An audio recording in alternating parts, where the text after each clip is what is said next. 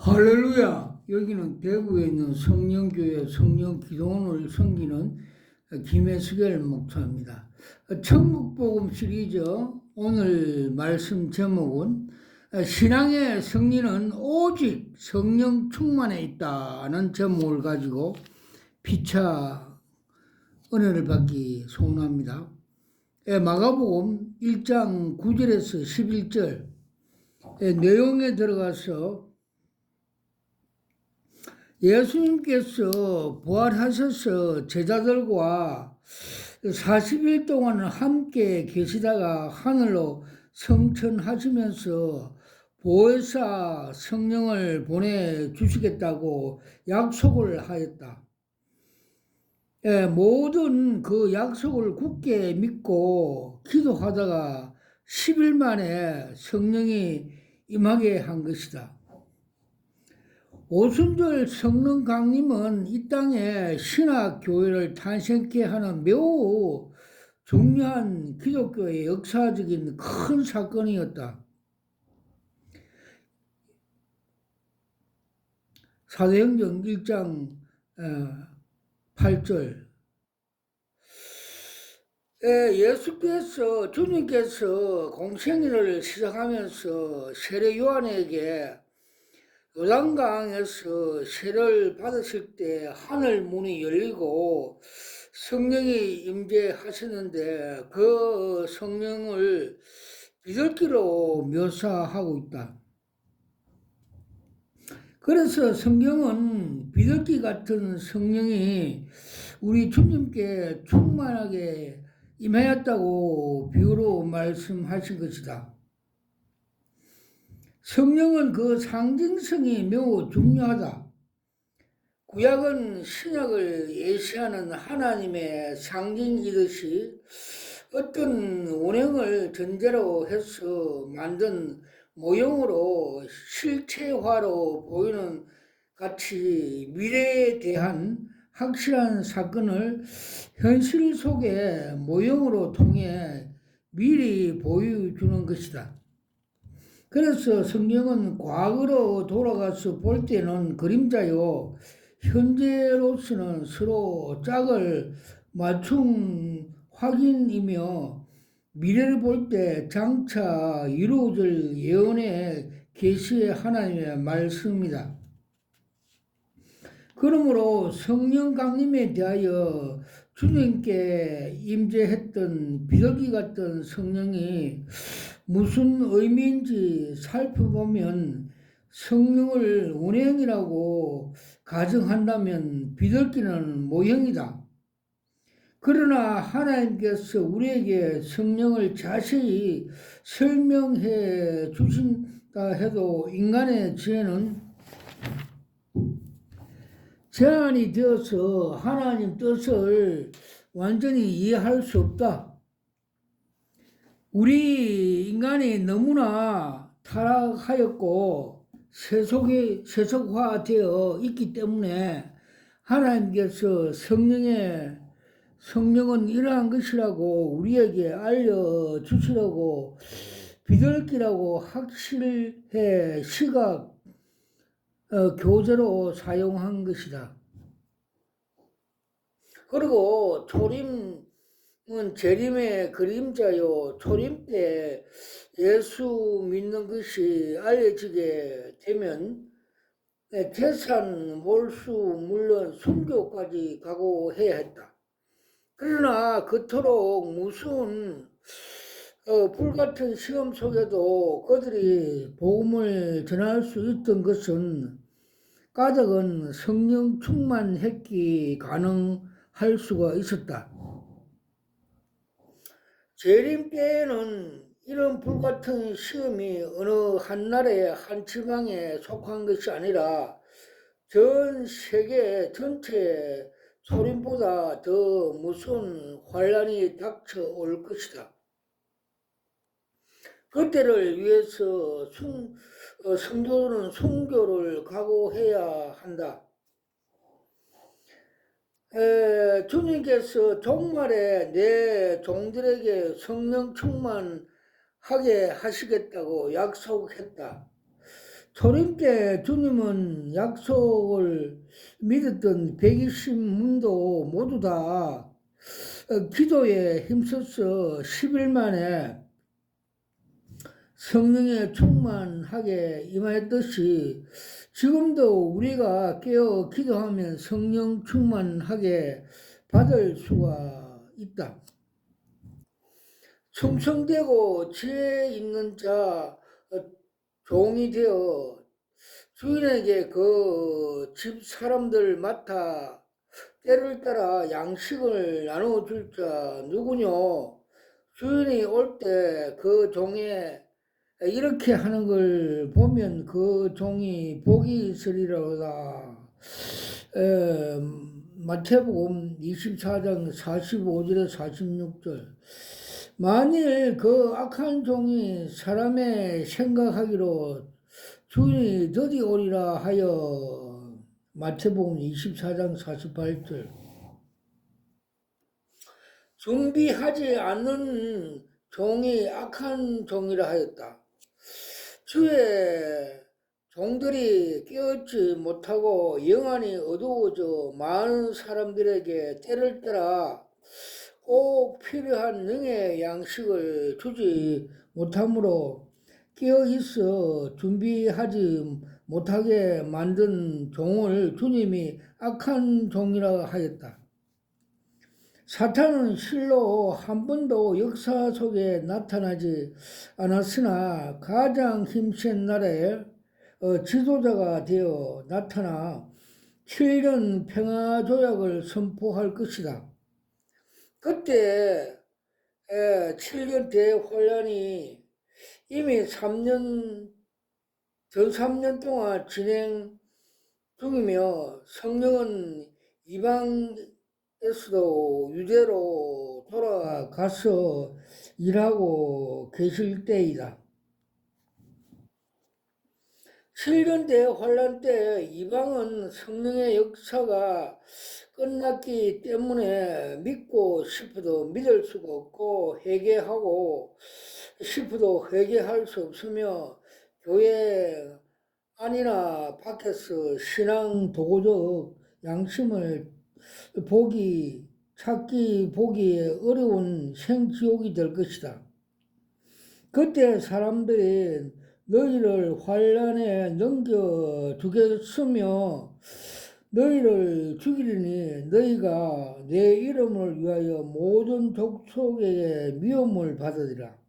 마태복음 24장 9절.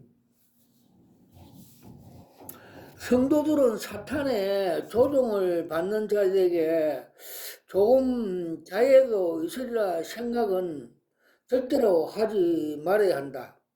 그들은 죄 없는 주님을 잔인하게 고통당하게 했으며 갖은 고통과 모욕을 다 겪게 하고 십자가에 못 박아 손과 발에 박아 고통을 당했으며 서서히 죽게 하였다. 7년 대환란이 닥쳐오면 성령의 능력을 상실한 고통과 고난을 견디지 못할 것이며 한때 주님을 믿었다가 비밀 장소에서 더 추악한 죽음을 당할 것이다. 마귀들은 악을 즐기기 때문이다. 수수할 때는 타작해서 알곡과 가라지를 분리하게 알곡도 가라지와 함께 타작의 무서운 매를 맞듯이 참된 성도도 순교를 각오해야 한다.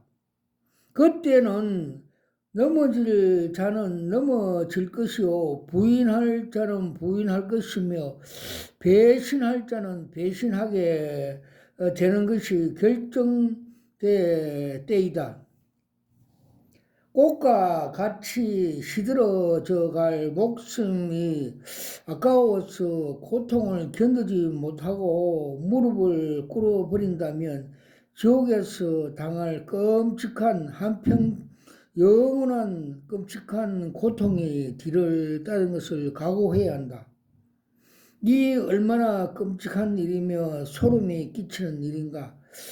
그러나 주님의 십자가의 고통을 생각하면서 성령의 도움과 믿음으로 승리하면 천당에 누릴 영원한 영광에 효모하여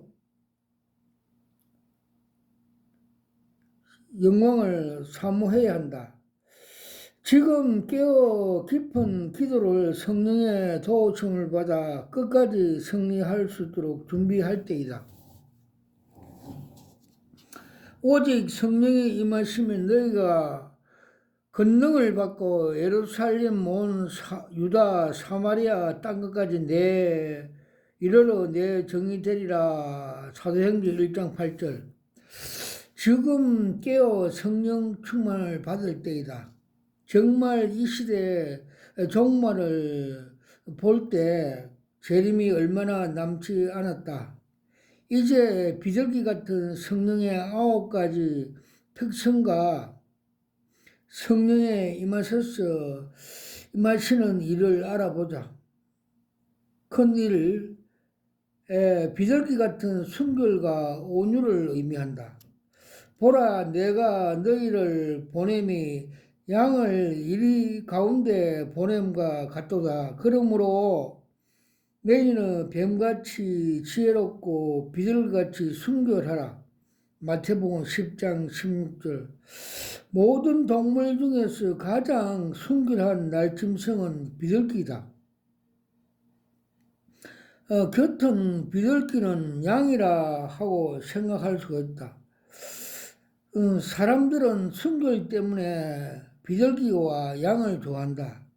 그러므로 비둘기는 온유와 겸손과 평안을 상징한다. 개와 닭 모든 짐승을 먹을 때는 부모 형제와 싸우지만 비둘기는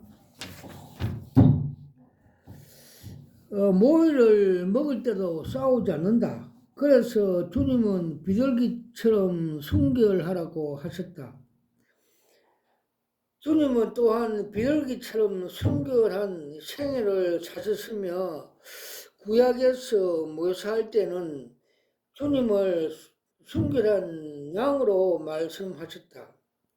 그가 곤욕을 당하며 괴로움을 당할 때 그 입을 열지 아니하였으며 마치 도살장에 끌려가는 어린 양같이 털 깎는 자 앞에 잠잠한 양같이 그 입을 열지 아니하였도다. 이사야서 53장 7절. 그러므로 성령이 임하시면 순결해지고 온순해진다. 순결이란 말은 불순물이 썩이지 않는 것을 의미한다. 세상의 모든 것들이 오염되지 않고 오직 예수 신령한 것으로 만족하면 소망하는 순결한 신부로 변화되어 회개할 것도 없이 의인 99명과 같은 사람이 되어야 한다. 큰 두 번째, 성령 충만 성도는 하나님과 관계를 회복한다.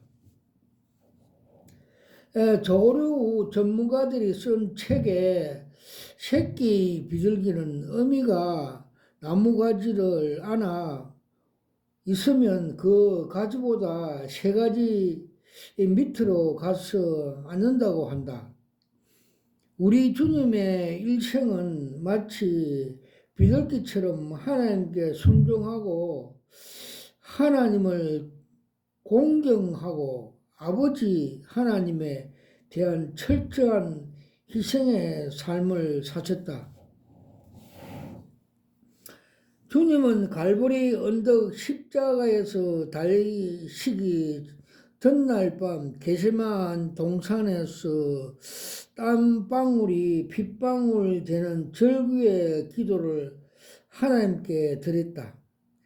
주님은 우리와 같은 육체를 입고 오셨기에 내 아버지여 만일 할만하시거든 이 잔을 내게서 지나가게 하소서. 그러나 나의 원대로 마시고 아버지 원대로 하소서라고 기도를 하였다. 마태복음 26장 36절. 주님은 인류의 모든 죄를 속죄하기 위하여 구속 사업으로 홀로 감당하기가 어렵고 엄청난 고통이 수반되어 피하고 싶지만 하나님의 뜻대로 하기만 기도하였다. 하나님의 위대한 구속 사업을 잘 수행하도록 주님께서 간절히 기도를 드렸다. 주님께서 하나님과 관계를 중요시하게 여기시고 하나님 뜻을 우선으로 하였다. 나를 보내신 이가 나와 함께 하시도다. 내가 항상 그의 기뻐하신 일을 행함으로 나를 혼자 두시지 아니하였으니라. 요한복음 8장 29절. 주님의 삶은 하나님의 중심이었다. 주님께서 하나님 관계를 중요하게 여기듯이 우리도 하나님과 관계가 철저히 회복되어야 한다. 육신의 부모와 관계 회복이 되지 않으면 남보다 더 못할 수가 있다. 그런데 예수 믿으면서 하나님 관계가 바로 되지 못하고 죄종, 사탄의 종으로 살면서 성령을 탄식시키며 성령을 거심케 하면 하나님 자녀라 할 수 있겠는가? 하나님과 관계가 바로 되는 것이 무엇보다 가장 먼저 이루어져야 한다. 십계명의 제3계명은 너는 너의 하나님 여호와 이름을 망령되에 일컬음치 말라. 나 여호와는 나의 이름을 망령되어 일컫는 자를 죄 없다 하지 않으니라. 하나님 이름을 더럽힌 자는 망령된 자이다. 나의 삶 속에서 나로 인하여 하나님 영광이 가려졌다면 죄가 있다는 뜻이다. 중심으로 회개하여 용서받고 하나님과 관계가 바로 되어야 한다. 이스라엘 백성은 새 계명을 매우 중요하게 생각하며 성경을 읽다가 여호와 이름이 나오면 읽기를 멈추고 나 같은 죄인이 어떻게 여호와라는 이름의 단어를 읽을 수가 있겠는가 하는 겸손함이 있었다. 서기관들은 문서를 옮겨 적을 때 여호와 이름 단어가 나오면 모욕을 하고 무릎 꿇고 적는다 한다. 지금도 책이나 신문지를 깔고 앉지 않는데 여호와의 이름의 단어가 있을까 염려가 되어서라고 하니 그들이 하나님이 공경한 일을 모범이 얼마나 잘 보일 수가 있다.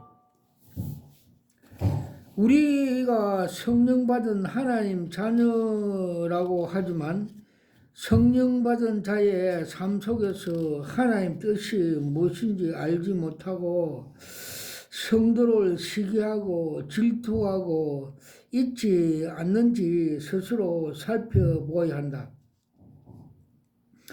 주님은 고난의 잔을 할 수 있다면 피하고 싶었지만 아버지 뜻대로 하옵소서 하며 아버지 뜻에 순종하듯이 우리도 하나님 뜻에 벗어난 것이 있다면 회개하고 돌아서는 것이 성령 받는 증거가 된다.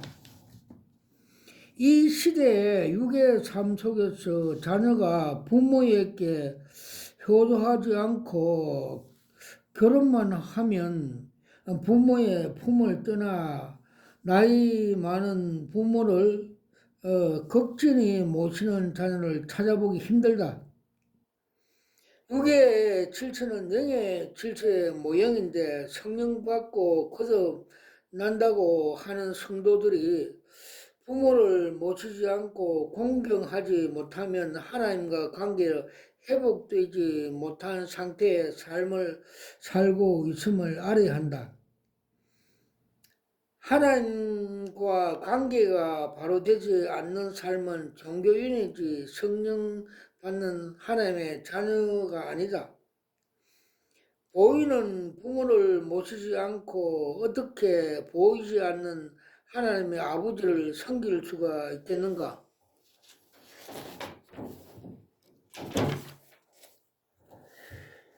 너희가 회개하여 각각 예수 그리스도 이름으로 세례를 받고 제사함을 받으라. 그리하면 성령의 선물로 받으리니. 사도행전 2장 38절. 성도는 성령의 능력을 받아야 영적 일을 감당할 수 있다. 성령은 거룩한 하나님이시므로 죄 있는 곳에 영적인 악취가 나기 때문에 고칠 수가 없다. 우리는 하루하루 일상생활에서 알게 모르게 죄를 범하는데 우리의 죄를 날마다 예수 보혈로 씻어야 한다. 그러면 성령이 항상 임재하여 평화, 기쁨으로 성령 충만으로 살 수 있다. 그 세 번째, 비둘기는 철저히 일체를 지키며 산다. 나의 비둘기, 나의 완전한 자는 하나뿐이로구나. 아가서 6장 9절. 솔로몬이 술람 내인에게 나의 비둘기라고 고백한 것은 성도들에게 신랑 예수와 신부인 우리와의 관계를 비유하신 말씀으로서 예수님은 나의 신랑 오직 한 분뿐이라 고백이다.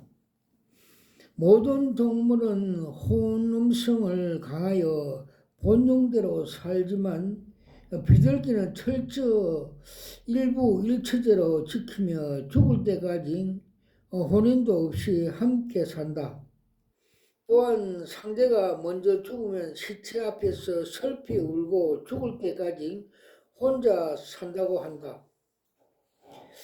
비둘기를 총으로 한 마리를 잡고 조금 있으면 죽을 줄 알면서도 나머지 한 비둘기는 반드시 그 곳으로 돌아온다고 한다. 나의 비둘기같이 슬피 울며 나의 눈이 새하도록 악망하나이다. 이사야 38장 14절. 이 말씀은 비둘기를 사랑의 실체로 말한다. 우리는 주님은 온 우주 가운데 그의 사랑하는 신부가 오직 나의 하나만이 존재하는 것처럼 사랑하신다. 모든 성도를 하나뿐인 신부처럼 사랑하기에 그 신부를 위해서 십자가에 죽으셨다. 또한 주님의 신부를 위해서 몸된 교회를 세우시고 끝없는 성령을 보내주셨다. 그러므로 우리는 신랑 예수만 사랑하며 철저히 일부일처제로 살아가면서 주님께 뜨거운 감격이 있는지 스스로 살펴보아야 한다. 우리는 주님 한 분만을 남편으로 삼고 있는지 혹은 주님보다 물질이나 명예, 쾌락 등 이중인격자, 두 임금을 섬기는 등 더 사랑하며 이런 것들에게 마음을 뺏기지 않는지 항상 살펴야 한다. 주님은 한 사람이 두 주인을 섬기지 못한다고 하시며 주님보다 다른 것을 더 사랑하면 간음죄, 음녀, 우상을 섬기는 것이 되는 것이다. 왜 하나님께서 이스라엘 백성을 애굽에서 가나안 땅으로 직접 이끌어 내시지 않으시고 광야 40년 동안 생활하게 하셨던가? 그들은 하나님 없이 애굽 종으로 애굽 신을 섬기며 살았기 때문에 40년 동안 훈련을 통해 새로워져야만이 온전히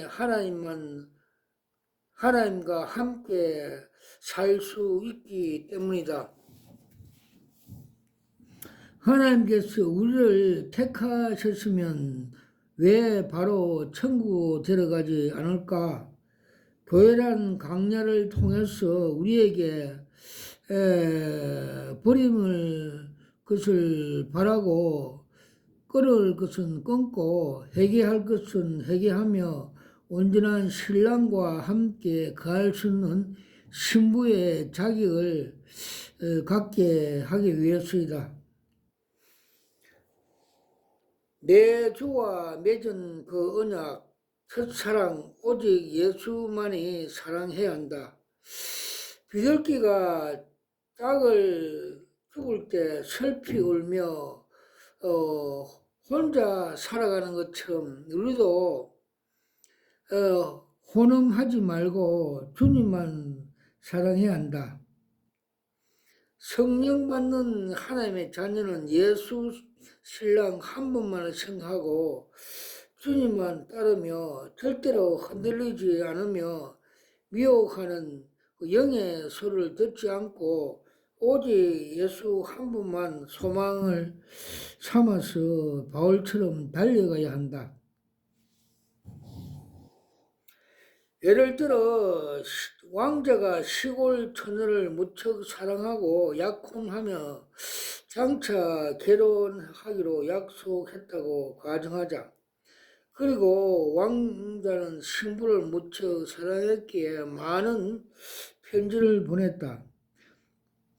처녀는 왕자와 결혼하기 전에 이 남자 저 남자로 마음에도 주지 않고 쫓아다니기도 하고 사귀고 했지만 이제 남자 생각하며 전혀 하지 않고 힘들 때 편지를 품에 깨넣으며 왕자에게만 소망을 두고 살듯이 우리는 주님과 혼인한 신부이다. 왕자의 편지는 바로 성경책이고 즉 하나님 말씀이다. 성경은 내가 너를 사랑한다고 말씀하시며 주님의 십자가는 사랑의 실천으로 보여주신 것이다. 큰 네 번째, 비둘기는 온유하며 인내심이 많다. 이것은 성도들의 인내와 사랑과 오래 참음을 말하는 것이다. 고린도서 13장에 사랑장이 난다. 사랑은 오래 참고 온유하며 투기하지 아니하며 자랑하지 아니하며 교만하지 않고 악한 것을 생각하지 않으며 모든 걸 참고 견디고 바란다고 한다. 우리 옛말에 쓸기 없는 사람이라고 말이 있다. 화를 잘 내며 말을 들어도 화를 내지 않고 참을성이 많다는 뜻이다. 그가 곤욕을 당하여 괴로움을 당할 때도 그 입을 열지 아니하였으며 마치 도살장으로 끌려가는 어린 양과 털 깎는 자 앞에서 잠잠한 양같이 그 입을 열지 아니하였도다. 이사야 53장 7절. 주님은 대제사장 뜰 앞에서 조롱과 침뱉음과 숨을 뽑히고 뺨을 맞고 빌라도 법정에서 살점이 떨어져 나가도록 채찍을 맞고 면류관을 쓰고 십자가를 지고 채찍을 맞으며 십자가의 고통 가운데서도 저들이 알지 못하고 이런 죄를 지었으니 저들을 죄를 용서해달라고 원수들을 위해 기도하였다. 진정 주님은 원수들에게 쓸개없는 모습을 보여주셨다. 그런데 하나님을 믿는다고 하는 사람들이 교회 안에서 싸우는 걸 볼 때 믿지 않는 사람들보다 훨씬 더 악하게 느낀다. 이런 성령의 이런 자들에게 성령의 역사하지 않고 악령을 받는 까닭이다. 한번 비침을 얻고 하늘의 은사를 맛보고 성령에 참여한 바 되고 하나님의 선하신 말씀과 내시의 능력을 맛보고 타락한 자들은 다시 새롭게 하여 회개할 수 없나니 이는 자기가 하나님의 아들을 다시 십자가에 못 박아 현저히 욕보임이라. 히브리서 6장 4절에서 6절. 김익두 목사는 깡패 시절에 장터에서 두 다리를 벌리고 무고한 사람들을 그 밑으로 기어가게 하며 말을 듣지 않으면 폭행을 하였다. 그러나 예수를 믿고 목사가 되어 복음을 전함으로 많은 사람들이 놀라게 되었다. 어떤 사람이 김익두 목사를 진정 변화했는지 시험하려고 그에게 물을 끼워 얹었으나 조금도 화를 내지 않고 주 예수를 믿으라 그리하면 너와 너 집이 구원을 얻게 된다고 오히려 전도하였다고 한다. 이처럼 성령 받은 사람은 쓸개가 없는 사람처럼 변하는 것이 당연하다. 큰 다섯 번째, 비둘기는 자신을 온전히 드러낸다. 우리는 입으로 내 모든 것이 주님의 소유라고 하면서 실제적으로는 모든 것을 내 것이라고 하고 살고 있다. 행복해지기 원한다면 자신을 온전히 주님께 드려야 한다. 인간의 욕심에는 만족이라는 건 없다. 물질을 소유하면 할수록 더 가지고 싶은 것이 욕심이며 욕심에는 만족이 없다. 그렇죠? 우리 한국 교회는 대형 교회들이 그런 욕심을 주는 것은 사탄이 주는 것입니다. 그래서 주님께서는 좁은 문 좁은 길로 들어가라고 말씀하셨고 넓은 길은 멸망의 길이라고 마태복음 7장 14절, 13절, 14절에 명령 말씀하고 있습니다. 그리고 아무리 많은 것을 소유해도 불안한 마음을 갖게 되는데 그 불안한 마음은 바로 사탄에게서 오기 때문이다. 높아지러 명예욕과 탐욕은 저 영혼세계에서 사탄이 하나님 자리를 넘보는 범죄 결과로 오기 때문에 끝이 없다. 부하려 하는 자들은 시험과 올무와 여러 가지 어리석고 명예로운 정욕에 떨어지나니 곧 사람으로 침노가 멸망에 빠지게 하는 것으로 돈을 사랑함이 일만의 뿌리가 되나니 이것을 사모한 자들은 미혹을 받아 믿음에서 떠나 많은 근심으로 자기를 찔렀도다. 디모데전서 6장 9절 10절. 그러므로 주님은 욕심이 잉태하면 죄를 낳고 죄가 장성하면 사망을 낳는다고 경고하셨다. 주님의 삶은 항상 주는 삶이요 희생과 봉사 삶이었다. 우리가 우리 자녀를 보면 왜 기쁘고 행복한가? 자녀를 위해서 희생과 봉사로 모든 걸 주기 때문이다. 그러나 반대로 방탕하고 타락된 삶을 살아 아무것도 준 것 없이 받기만 하고 자녀 신세를 지고 산다면 오히려 부담스러울 것이다. 교사들이 학생을 위하여 희생과 봉사 말씀을 주고 기도하기 때문에 그들을 보며 행복하고 기뻐한다. 우리 성도들의 삶은 주님 때문에 항상 봉사, 전도, 중보기도 하며 시간과 물질, 예배 등 모든 것을 드리는 삶에서 기쁨이 온다.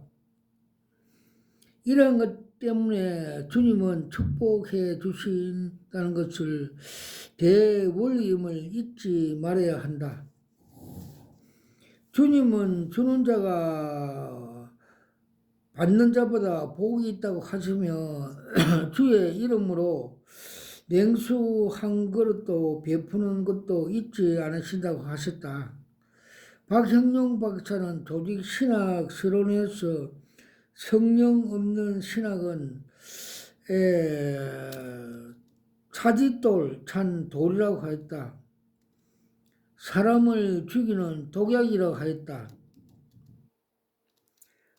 있을진저 외식하는 서기관들과 바리새인들이요, 너희는 교인 하나를 얻기 위하여 바다와 육지를 두루 다니다가 생기면 너희보다 배나 더 지옥의 자식을 되게 하는도다. 마태복음 23장 15절. 주님은 종교 지도자들에게 화이실진정 외식하는 바리새인들이라고 너희는 천국 문 앞에서 너희도 못 들어가게 하고 들어가는 자고 하는 자들을 못 들어가게 한다고 책망하셨다. 비둘기 같은 성령을 받지 못한 종교 지도자나 성령 받지 못한 목사, 교사, 장로 모두 차디찬 돌이요 사람을 죽이는 독약과 같은 것이라고 박형룡 박사가 조직 신학에서 말했다. 오래 믿어도 성령 받지 못하면 주님은 내 성전을 강도로 소굴로 아느냐고 예배와 예물을 받지 않으시며 내 성전 뜰만 밟고 다니다 책망하셨다. 신앙생활을 40년 동안이나 해도 비둘기 같은 성령으로 변화되어 거듭나지 못한다면 예수를 잘못 믿은 것이다. 교회 안에 현대 바리새인들이 가득 찬 것 같다. 주님은 바리새인들에게 화 있을진정 외식하는 서기관과 바리새인들이여 너희는 천국 문을 사람 앞에 닫고 너희도 들어가지 않고 들어가려는 자도 들어가지 못하게 하는도다. 마태복음 23장 13절. 그렇죠. 우리나라에 성령 해방, 성령 거부하는 대형 교회들이 많고 요새 자유주의 신학 또 신복음주의 신학자들도 방언을 무시하고 비난하는 등 지금 성령의 역사들이 신학 박사들이 더 외식하는 바리새인같이 문을 닫고 있습니다. 가라사대 때가 찼고 하나님 나라가 가까워왔으니 회개하고 복음을 믿으라 하시더라. 마가복음 1장 15절. 비둘기는 자신을 제사 제물로 완전히 바치듯이 우리의 사람도 주님 십자가에서 함께 죽고 주님이 주신 새로운 피조물로 살 때 주님께서 우리를 향하여 기뻐하신다. 그러므로 자신을 온전히 주님께 드리는 자는 성령을 충만하게 받는 증거가 된다. 큰 여섯 번째, 비둘기는 노아에게 기쁜 소식을 전하였다. 감람나무 잎사귀를 물고 노아에게 돌아온 비둘기가 참으로 기쁜 소식이듯이 성도들이 전하는 복음은 기쁜 소식이다. 우리가 복음을 전하는 자가 있어 주님께 믿게 되어 우리 자신이 기쁜 소식을 전달하는 자가 되어야 한다. 저녁 때 비둘기가 그에게 돌아왔을 때 그 입에 감난 새 잎사귀 하나가 있는지라. 이에 노아가 땅에 물이 완전히 줄은 줄 알았으며. 창세기 8장 11절. 노아가 방주에 있을 때 홍수로 다 멸해지고 40일이 지나서 육지로 나와야 되는데 물이 다 끄든지 알 수가 없어 비둘기와 까마귀를 보냈지만 비둘기만 감람새 잎사귀를 물고 돌아왔고 까마귀는 은혜를 망각한 채 돌아오지 않았다. 비둘기는 노아에게 이제 내가 나가도 된다는 기쁜 소식을 전해주었다. 성도가 전하는 기쁜 소식이 예수 그리스도의 복음이다. 예수는 하늘의 깊은 진리와 구원의 기쁜 소식 비둘기처럼 온 땅을 우리에게 전해준 분이다. 은혜를 망각한 까마귀는 노아의 살핌을 살았으나 돌아오지 않았다. 은혜를 아는 비둘기는 기쁜 소식을 전하러 왔다. 하나님께서 살핌을 받고도 돌아오지 않는 불신자들을 지금도 참고 기다리지만 기회는 항상 있는 것이 아님을 알아야 한다. 우리는 다시 돌아온 비둘기처럼 기쁜 소식을 전해야 한다. 그렇게 하려면 전도하는 삶을 살아야 한다. 우리의 믿음의 꽃은 전도이다. 이 복음을 증거하고 싶어서 누구를 만나든지 예수를 믿으라 말을 저절로 나온 자는 비둘기 같은 성령 받은 자이다. 그러나 이 복음을 전하지 쉽지 않은 자의 마음은 예수 증거하고 충동 없는 자들이 아직 유하거나 거듭나지 못한 종교인에 머물고 있는 것이다. 처음 노방전도 나갈 때 입술이 잘 열리지 않지만 차차 믿음이 자라면서 부끄러움이 점점 사라지게 됨을 경험하였음이라 생각한다. 최근능 목사는 일제 시절에 노방전도를 하면서 예수를 믿고 천당 가기를 열심히 전했다. 나중에는 너무 급하니까 예수 천당을 버스 안에서 주먹만 불쑥 내밀고 전하는데 이 소리를 듣는 목사가 된 분이 30명이 되었다 한다. 보통 사람들은 미친 사람이라 할지만 모르지만 나이든 목사님은 복음을 이렇게 능력 있게 전했다. 만일 너희 속에 하나의 영이 거하시면 너희가 육신에 있지 않고 영에 있나니 누구든지 그리스도 영이 없으면 그리스도 사람이 아니라. 로마서 8장 9절. 누구든지라는 말은 교회 직분을 신앙의 경력과 상관없다. 죽은 나무가 열매를 맺지 못한 것처럼 주님의 영이 없는 사람은 열매를 맺는다는 것은 상상할 수 없다. 모든 생명체는 자라게 되어 있으며 자라면서 열매를 맺게 되어 있다. 가라지 않는 나무는 스스로 살아 있을 수가 없처럼 성장하지 못한 그리스도인은 병이 들었든지 또는 성령으로 거듭나지 못한 종교인들이다. 물이 고이든 물이 썩듯이 성장하지 못한 성도는 결코 고사한다. 우리 영은 살아서 성장하는 것이 정상이며 꽃이 피고 열매 맺는 것이 당연하다. 믿음이 성장하면 삶 속에서 기쁜 소식을 전하는 생활을 하게 된다. 생활 속에서 항상 긍정적이고 담대하고 복음을 전하는 성도는 성령 충만한 증거이며 이런 성도들에게는 반드시 성령의 열매를 맺게 한다.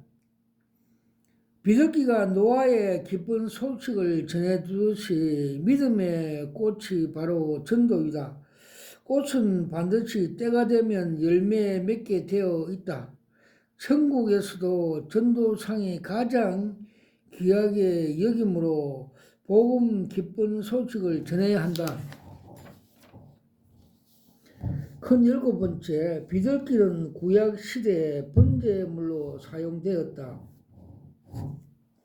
만일 여호와께 드리는 예물이 새 번제이며 산비둘기나 집비둘기 새끼로 예물을 삼을 것이요.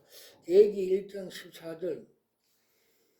비둘기로 예물로 드릴 때 목을 비틀거나 칼로 쳐서 단 위에 올려놓고 불에 태워버린다. 비둘기가 사람의 죄의 희생물이 되듯이 인류 죄를 짊어지고 속죄 제물로 십자가에서 피 한 방울까지 모두 다 흘리시고 죽으신 주님의 삶은 가장 고귀한 삶이었다. 그러므로 비둘기 희생 특징은 예수님의 특징을 보여준다. 주님도 속죄와 제물이 되었었던 것처럼 성령 받는 성도들은 이렇게 변화되어 번제물이 되어야 한다. 구약 제물 가운데 구약 제물 가운데 사나운 짐승은 없다. 사자나 호랑이 또는 개나 돼지 같은 더러운 짐승은 제물로 쓰지 않는다. 양이나 염소, 소, 비둘기 같이 온유하고 깨끗한 짐승만 제물이 쓰이는 것이 무슨 의미일까? 우리 옛사람이 사나운 혈기의 사람이다. 그러나 예수 안에 변호가 되어 양과 비둘기같이 온유한 사람이 될 때 제물로 사용된다. 바로 이러한 성도가 예수의 모형인 동시에 우리를 변화된 믿음의 모습이다. 머리를 비틀고 목을 끊고 불사르듯이 그것은 세상에서 교만하고 꼿꼿하게 모기를 붙여 있으면서 안 될 의미다. 또 불사른다는 것은 육의 사람은 완전히 없애 죽은 것을 의미한다. 성막 번제의 달에는 항상 번제물이 불로 태우듯이 내가 반드시 주님 안에서 죽어야만 하는데 살아 있다면 큰일이다. 날마다 번제단에 불이 있다는 것은 내가 그리스도 말씀 안에서 날마다 죽는 역사를 의미한다. 죽은 역사가 없다면 하나님과 상관없는 종교인으로서 옛사람이 그대로 살아있는 증거이다. 우리 주님께서는 털 깎는 자 앞에서 양처럼 순종적인 예물이 되었다. 우리의 심령도 이 같은 순수대로 변화된다면 결국에는 모든 삶이 온전히 하나님께 바치게 된다. 그러므로 성도가 하나님 말씀과 주님 안에서 날마다 태워져 죽는 역사가 없다면 하나님과 상관없는 존재가 된다. 바울같이 모범적인 제자도 날마다 죽는다 하듯이 태워지는 역사, 즉 죽는 역사가 있어야 한다. 신앙의 종착역은 이스라엘이 광야 40년 후 요단 강물로 들어갈 때 일어나듯이 자신을 온전히 드리는 순교적인 신앙이며 마지막 나의 모든 삶을 온전히 하나님께 바치는 것이다. 자녀도 내 것이 아니며 물질도 내 것이 아니고 나의 생명도 내 것이 아니기 때문이다.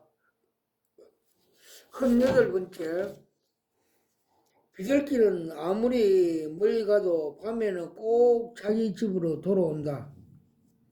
저 구름 같은 비둘기가 그 보금자리를 날아오는 것 같이 날아오는 자들이 누구뇨? 이사야 60장 8절. 비둘기는 어디 있든지 반드시 자기 집으로 돌아오는데 희귀성이 강한 동물이기 때문이다. 연어도 희귀성이 강하기 때문에 태어난 곳으로 다시 돌아온다. 택한 백성 성도도 시험에 들지만은 잘못을 깨닫고 회개하고 하나님께 돌아오는 희귀성을 가진 비둘기와 연어와 흡사하다. 아멘. 우리는 알게 모르게 죄를 지을 수가 있는 연약한 존재이다.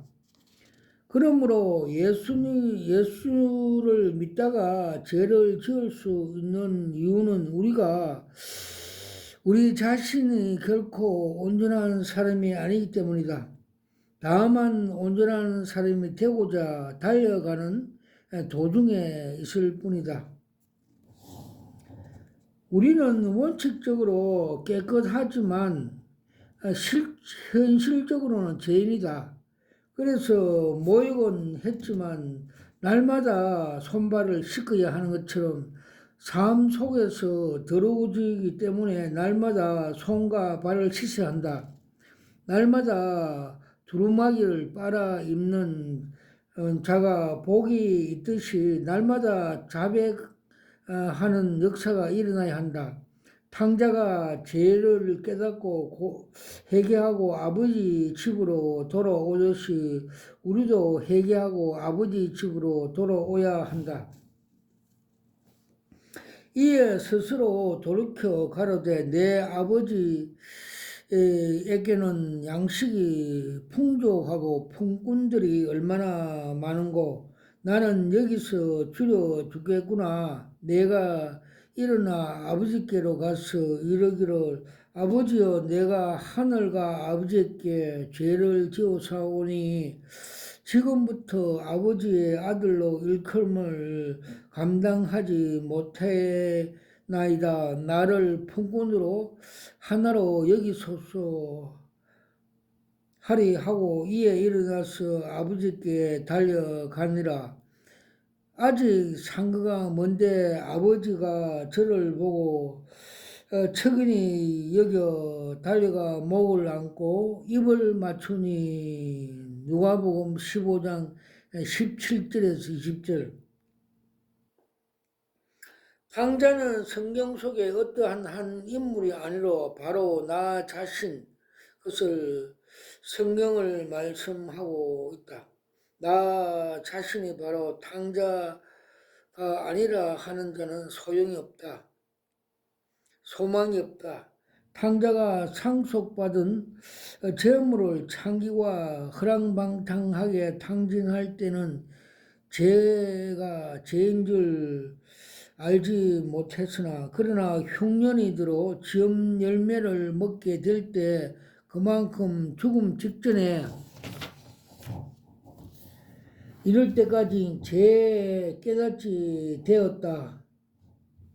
이렇게 마치 하나님께 범죄하고 매를 맞고 나서 죄를 깨닫고 돌아오는 이스라엘 민족의 역사와 동일하다. 탕자는 아버지 집을 생각하고 상속받는 재산을 마음대로 탕진한 것은 죄임을 비로소 깨닫고 회개하며 아버지께 돌아온 것이 훌륭한 선택이었다. 우리에게도 지난 모든 죄는 아버지께 죄를 범한 것과 같은 것이다. 탕자가 회개하고 돌아올 때 그 아버지는 너를 잃었다가 다시 얻었으며 죽었다가 다시 살아났다고 큰 잔치를 베풀었다. 송아지를 잡는 것은 주님이 십자가의 죽음을 의미하며 모욕을 시킨 것은 죄를 짓는 것이요. 새 옷을 입은 것은 예수 안에 있는 구속의 은혜를 의롭다 함을 하나님께서 내린 판결이며 가락지를 끼운 것은 주님의 신부로 약혼을 의미한다. 장로든 목사든 누구든지 시험에 들 수가 있다. 그러나 잘못을 뉘우치고 빨리 아버지 품으로 회개하고 돌아야 덜 채찍을 맞고 징계를 받지 않을 수가 있다. 하나님께서는 탕자 아버지와 같이 문 밖에서 기다리고 계신다. 우리가 성령 충만하면 8가지의 점점 성화가 나타날 것이다. 물이 고이면 썩어 악취가 나듯이 날마다 주님께서 더 가까이 가려면 새벽 첫 시간 깨어 기도하며 죄를 자백하고 주님의 보혈로 피로 죄 씻음 받아 성령 충만 거듭난 새로운 피조물로 태어나서 천당 영원한 천국에 들어가는 주인공이 될 것이다. 아멘.